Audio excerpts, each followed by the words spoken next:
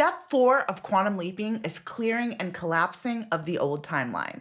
If you're new here, I'm Alyssa, and I remind you that this timeline is optional. We are walking through my 8 steps of quantum leaping. One is a desire. You have a desire, another timeline is calling you. There's something about your life that you desire to be better because there's a version of you on a parallel reality already living out that desire. Number 2 is a decision. It's a decision to have that timeline, to live on that timeline, to have whatever you desire, quote unquote, manifest into your life. Number 3 is awareness. We went over that last week. That's becoming aware of what is no longer in alignment with the timeline you're jumping to. That is when you become aware that you are becoming the new version of yourself and you see everything in your life that is not in vibrational alignment with the new timeline. Number 4 is clearing and collapsing.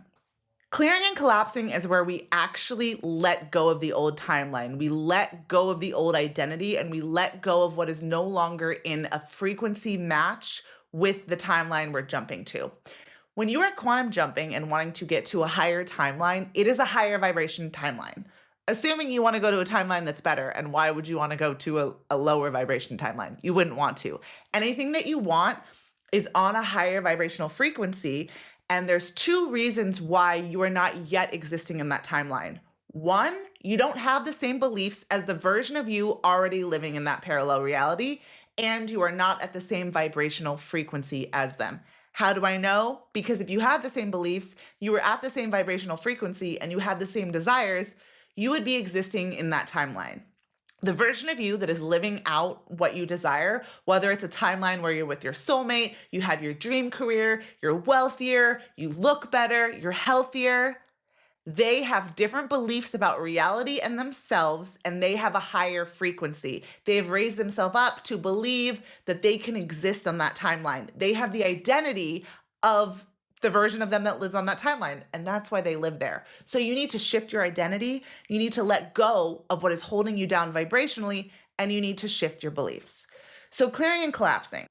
Clearing and collapsing can be letting go of old identities. It can be letting go of people, places, and things, limiting beliefs, ideas about reality and yourself, and just things that are feeling out of alignment. This is often why people on a spiritual awakening will lose friends or break up with people. It's because you're raising your vibration up and you're becoming a different version of yourself. And what used to be in alignment with you is no longer in alignment. We have to let go of things to jump to that timeline. 1 is we need to let go of what's holding us down vibrationally, but 2, we have to let go of that old identity. So often when we're letting go of people, places, and things, they're tied to that old identity. They're tied to that version of us. We exist in realities with people that are in the same vibration as us. We exist in environments that match our vibration. Everything that is in our life is a vibrational match, and that's actually why it's there. This is what the law of attraction talks about. So when you are actually raising your vibration and choosing a different reality, things that are no longer in vibrational alignment with you are going to feel off. This is what step 3 was about. You're going to become aware of what feels uncomfortable. Sometimes things that were in your life for a long time get really, really loud because you are raising your frequency, you are shifting your beliefs, and your desire is pulling you. And it almost becomes more unbearable when these things maybe didn't bother you a week or a month ago. They didn't bother you before because you were in a vibrational match with them. So we have to consciously let go of parts of our identity, belief systems, and things that are not making us feel good anymore. We have to ask ourselves, would the version of me that's living on this timeline have this relationship in my life, live in this home, have this job, keep these pieces of clothing that are no longer in alignment with me? Would they say yes to this? And if the answer is no, that's a sign for us to let them go. You start to shed layers of your identity. You start to shed physical objects. You start to shed environments, and often you start to shed relationships. When I went through this in my biggest quantum leap, what this looked like for me was I had a desire for a different life. I was having dreams about reality that I lived in.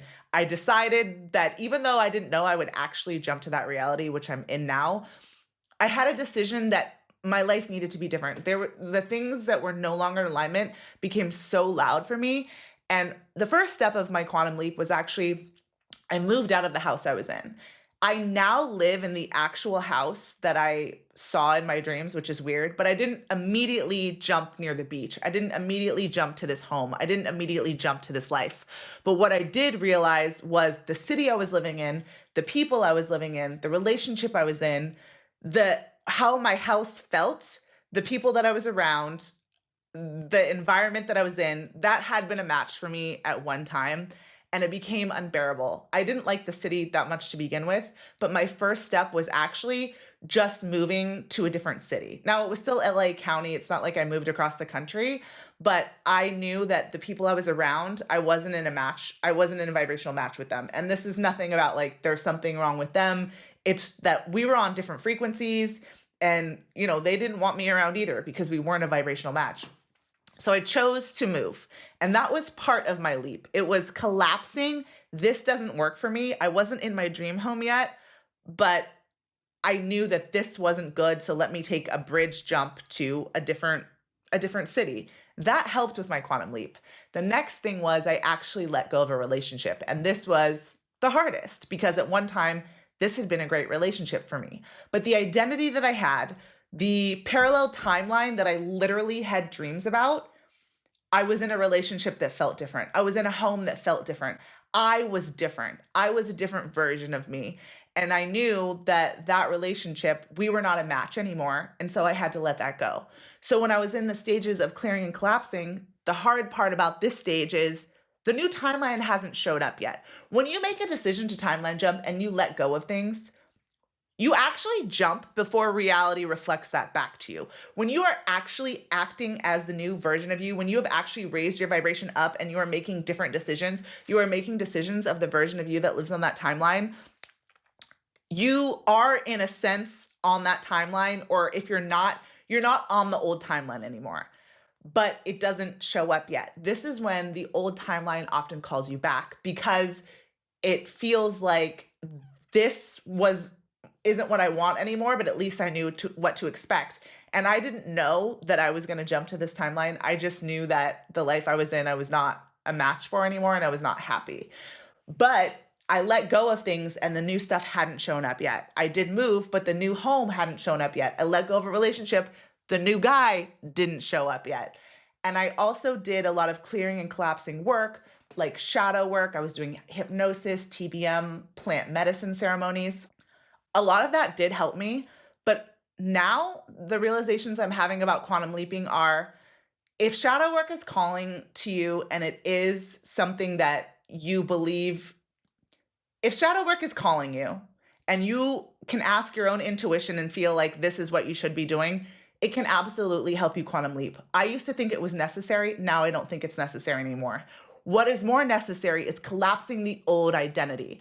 If you can let go of the vibrational frequency that you're in, if you can let go of the version of you that you were and just decide, and from a more Abraham Hicks or Neville perspective, just make the decision that you are the new you, that you are on the new timeline, that you are basically on the new timeline. If you can just more persist in the assumption, like using the law of assumption, that what you desire is possible for you and is true, and you've already jumped and you're just waiting for reality to show up, that's actually enough to collapse timelines. So while it can look like doing plant medicine or doing EFT or clearing limiting beliefs, that can work.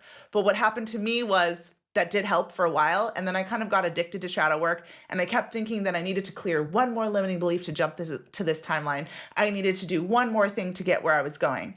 And then you become addicted to shadow work and fixing yourself. And the version of you that's living on that timeline does not need to fix themselves because they have what they want.